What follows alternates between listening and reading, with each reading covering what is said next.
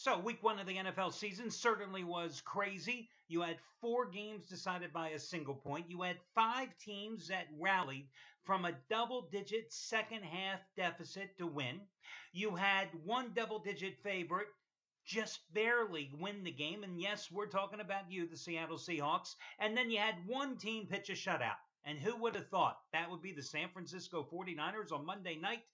And here we are starting week number 2 tonight with a game that I absolutely can't stand, guys. The Jets and the Bills. Because the last time I won a game of any type of consequence involving Rex Ryan, well, I don't know if I ever won a game involving Rex Ryan because he is simply a coach that befuddles me. And I know which side of my bread is being buttered. And that means my best bet tonight is in the college ranks, because I'm going to go on the Houston-Cincinnati game because that's appealing.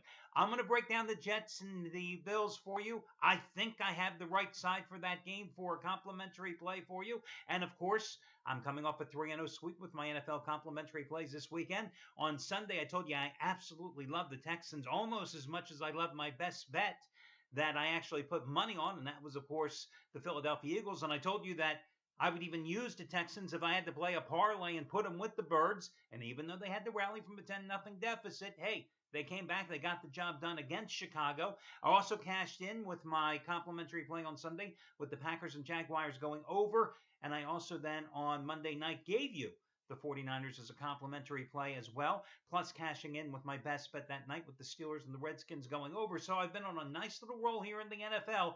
But again, this game between the Jets and the Bills, it's a tough one, so let's get right to it.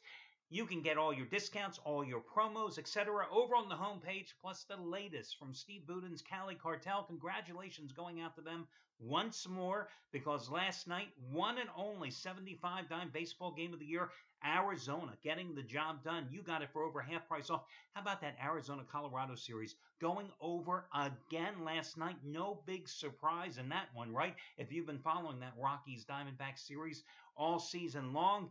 And tonight, the Cali Cartel for Steve Buden, well, all they are doing is going for football 50-dime winner, number 7 out of 8 over the past 3 weeks. And you've gotten every single one of those previous 50-dime winners, including the 49ers on Monday night, including the Texans on Sunday, including Army over Rice on Saturday, including Louisville smacking around Syracuse last Friday. You've gotten them all for over half price off.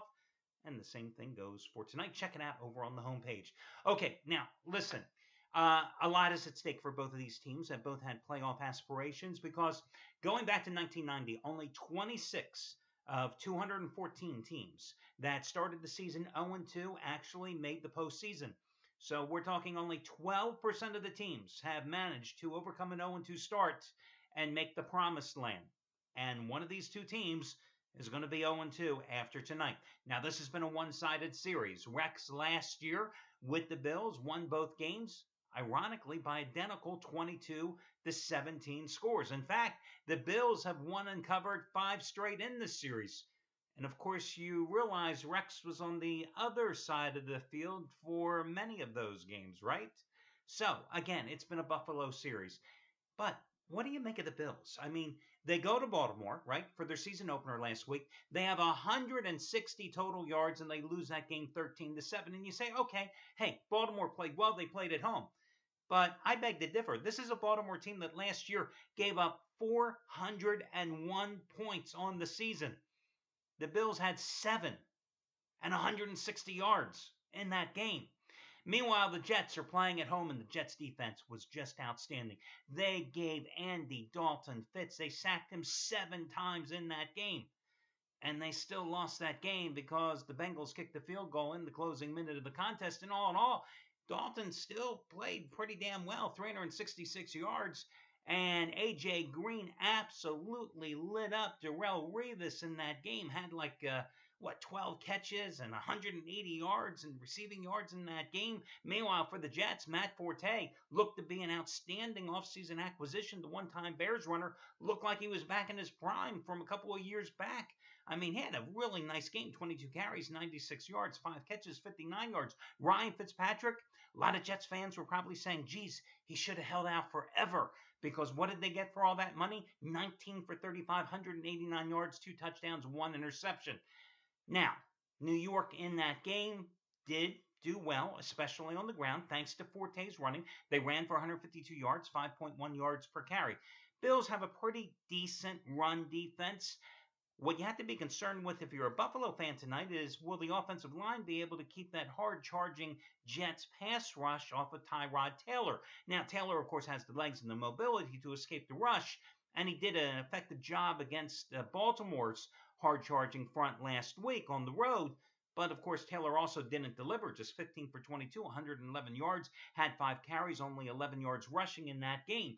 LaShawn McCoy, only 58 yards rushing against Baltimore. Now he's going to go against a Jets defensive front that held the Bengals, who have a pretty good ground game, held the Bengals to only 57 yards rushing. Then you have to consider, hey, who is Tyrod Taylor going to be throwing the ball to? You heard the stories about Sammy Watkins, that surgically repaired foot, not even close to being 100%, having a lot of pain, limiting his mobility. So where are the playmakers, other than LaShawn McCoy? Where are the playmakers for Tyrod Taylor in this game? My way of thinking here tonight, Todd Bowles is going to have his team ready, as will Rex Ryan. But to me, the must-win situation for both teams, I'd rather side with the Jets. Yes, the Jets on the road, minus the 1.5 points. Now, am I in love with the play? No, that's why it's a free selection. But did I go 5-0 with my NFL picks on Sunday and Monday? 2-0 with the best bets, 3-0 with the free picks? Yeah, so you should put some weight into it. Yes, I do like the Jets here tonight. Would I put my own money on it? No. If you paid me, would I put my money on it or your money on it? Probably not. But again, I do like the Jets. But again, I'm just being honest with you guys. Games involving Rex Ryan, man, he is just one of those guys who always has my number. And I'm sure if you think about it, there are guys and teams that always have your number too. And those are those games and those coaches you just stay away from like the plague. So again, I do like the Jets here. In terms of the total, it's sitting right around 40.5 points. Oh man, that's a tough one. I mean, I can certainly see the under. I mean, doesn't this game have like 20-17? Or does it have 24-20 written all over it? That's the problem with the total in this game. It seems like an obvious under, but then again, could go 24-20 and obviously sneak over the posted price. So instead, I'd rather go ahead and lay the points with the Jets in this one. I think this number stays right around 1.5 until game time. And New York is going to be your complimentary play. That'll do it, guys. I wish you well. And I'll talk to you again tomorrow when we've got a slew of college football action. Good luck, everybody, and talk to you again on Friday morning.